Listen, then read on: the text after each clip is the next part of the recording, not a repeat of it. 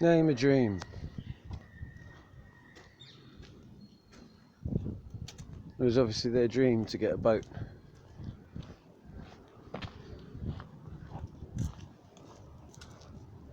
And then someone said, name it.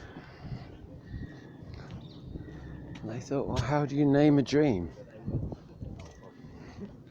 So the boat became called Name a Dream. My flat is just round the corner from the canal, so it's a regular walk. Very beautiful.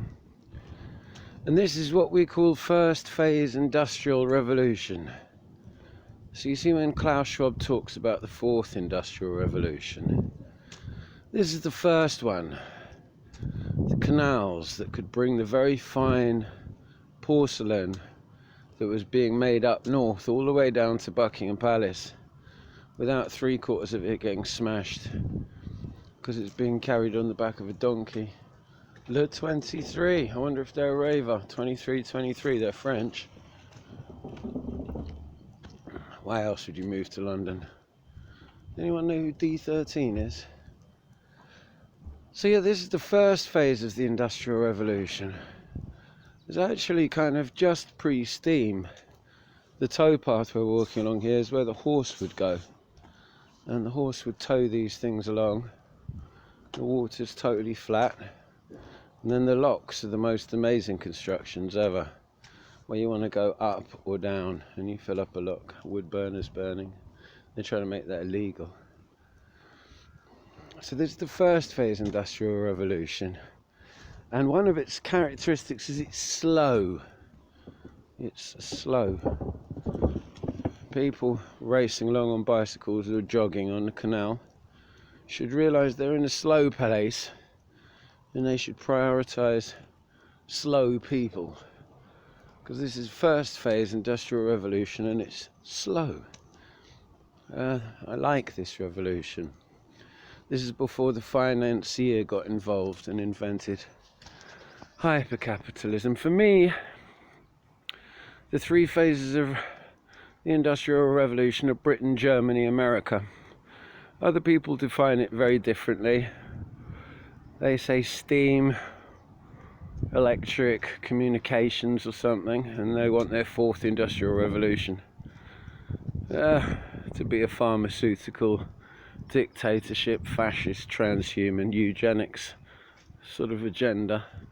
But none of that's new. It's all very 19th century thinking, philosophically and technologically. And it's a fraud calling it fourth Industrial Revolution, because these things emerge naturally. Klaus Schwab isn't going to plan it. Klaus Schwab isn't an inventor. Klaus Schwab isn't even a bourgeois. He's even above a financier, which is the worst reptilian enemy of the revolution, the people who the revolution have to kill. He's even worse than them. The bourgeois was always, oh, this is a very rock and roll boat. There's a band living on this one, they're called Posh. Very good hair. So the first Industrial Revolution is British. We're the inventors. The second part of the Industrial Revolution is German. They're the engineers. And the third part of the Industrial Revolution is American. And they're the salesmen. The salesmen and the mass producers. Because every single state in America is bigger than England. Massive market. And when we get to America, the British, we're up to railways by then, so they don't get canals.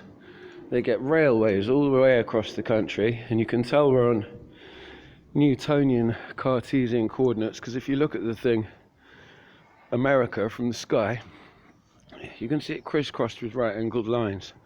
26th and 3rd Street in Manhattan, it's Cartesian rectilinear coordinates. The design of the country expresses our perception of physics at the time. That's how we ordered it. So the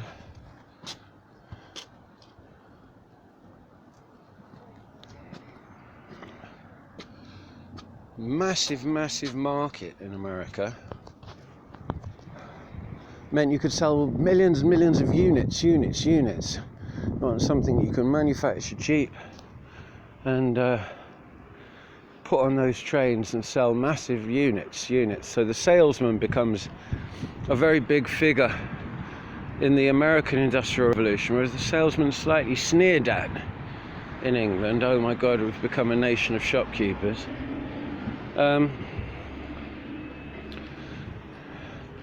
Whereas the salesman's kind of king in America. And the difference between the British and American Industrial Revolution can be summarised fairly easily with Rolls-Royce and Ford. So Rolls-Royce never knowingly under-engineered. Why use one bolt when 7 will do? They're really trying to make the best car they possibly can. Ford is the absolute opposite. It's why use 4 bolts to put on a wheel when you can hold it on with 2. Make the thing minimum cost as possible so that every man can afford a car. It's a very sort of socialist idea, you know, car for everybody. Might be suffering some consequences from that now. And there's lots of points I can make about these, but one thing for sure is that the 4th Industrial Revolution will not be what Klaus Schwab thinks it is. I can tell you that for a start.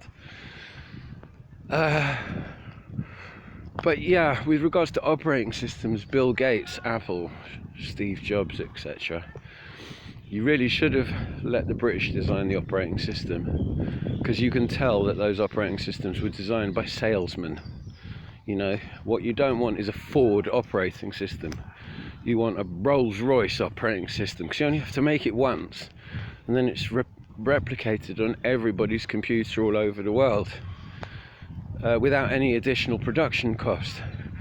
And the whole world had to suffer this fucking god-awful Bill Gates, Ford, Microsoft operating system that seemed to be designed to be deliberately as shit as possible.